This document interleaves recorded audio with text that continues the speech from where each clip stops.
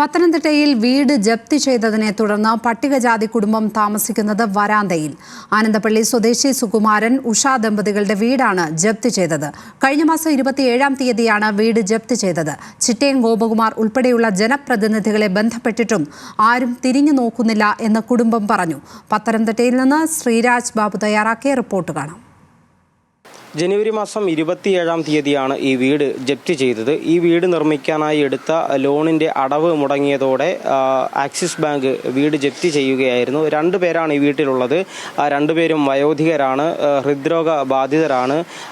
നിലവിൽ ഇവരെ സഹായിക്കാനോ അല്ലെങ്കിൽ ഈ വിഷയങ്ങളിൽ ഏതെങ്കിലും തരത്തിൽ ഇടപെടാനോ ആരും തയ്യാറായിട്ടില്ല. വാർഡ് മെമ്പറെ അടക്കം ഇവർ സമീപിച്ചിരുന്നു. എന്നാൽ അദ്ദേഹം പഞ്ചായത്ത് പ്രസിഡന്റ്, വാർഡ് മെമ്പർ തുടങ്ങി വിവിധ രാഷ്ട്രീയ പാർട്ടികളുടെ ആളുകൾ, രാഷ്ട്രീയ സംഘടനകൾ, യുവജന സംഘടനകൾ എല്ലാവരെയും തന്നെ ബന്ധപ്പെട്ടിട്ടും ഒരു തരത്തിലും അവരാരും ഈ വിഷയത്തിൽ ഇടപെട്ടില്ല എന്നാണ് ഈ കുടുംബത്തിന്റെ പരാതിയായിട്ട് അവർ പറയുന്നത്. 27-ാം തീയതി മൂലം ഞങ്ങൾ ഈ തിണ്ണയ്ക്ക് കിടക്കുന്നത്. കഴിഞ്ഞ മാസം ജനുവരി 27-ാം തീയതി ഇവിടുത്തെ ജനപ്രതിനിധികളാരെല്ലാം ബന്ധപ്പെട്ടിരുന്നു.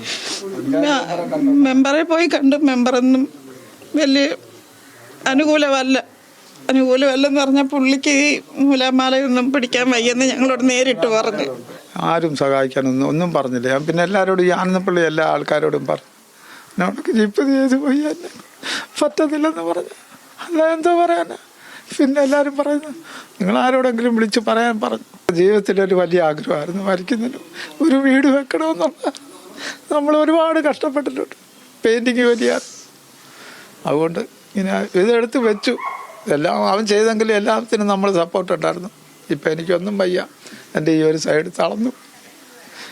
ഈ കാലിപ്പോൾ കുത്തിയിരിക്കാനൊക്കത്തില്ല. ഈ വടിയുടെ സഹായം ഉണ്ടെങ്കിൽ പറ്റൂ. മുഖ്യമന്ത്രി കഴിഞ്ഞ ദിവസങ്ങളിൽ നിയമസഭയിൽ പറഞ്ഞതുപോലെ വീടാണ് ജാമ്യമെങ്കിൽ ജപ്തിയിലേക്ക് കടക്കാതിരിക്കുക എന്നൊരു വാചകം അദ്ദേഹം പറഞ്ഞു. അത് സഹകരണ ബാങ്കുകളുടെ കാര്യം സൂചിപ്പിച്ചുകൊണ്ടായിരുന്നു അദ്ദേഹം പറഞ്ഞത്. പക്ഷേ അത് മാതൃകയാക്കേണ്ട ഒരു കാര്യം തന്നെയാണ്. വീടാണ് ജാമ്യമെങ്കിൽ ജപ്തിയിലേക്ക് കടക്കാതിരിക്കുക. പക്ഷേ ഇവിടെ ഉണ്ടായ മറ്റൊരു വിഷയം, ജനപ്രതിനിധികളോ യുവജന സംഘടനകളോ രാഷ്ട്രീയ പാർട്ടികളോ ഒന്നും തന്നെ കൃത്യമായ രീതിയിൽ ഈ വിഷയത്തിൽ ഇടപെട്ടില്ല. അവരുടെ ഭാഗത്തു നിന്നും സ്വാഭാവികമായും നമ്മൾ പലപ്പോഴും കാണുന്നതാണ് ഇത്തരത്തിലുള്ള സംഘടനകൾ, കൂട്ടായ്മകൾ എല്ലാവരും തന്നെ സഹായിക്കാനായി എത്തുന്നത്. പക്ഷേ ഇവിടെ അങ്ങനെയുള്ള ഒരു ഇടപെടലും ഉണ്ടായിട്ടില്ല എന്നത് തന്നെയാണ് ഇവരുടെ പരാതി.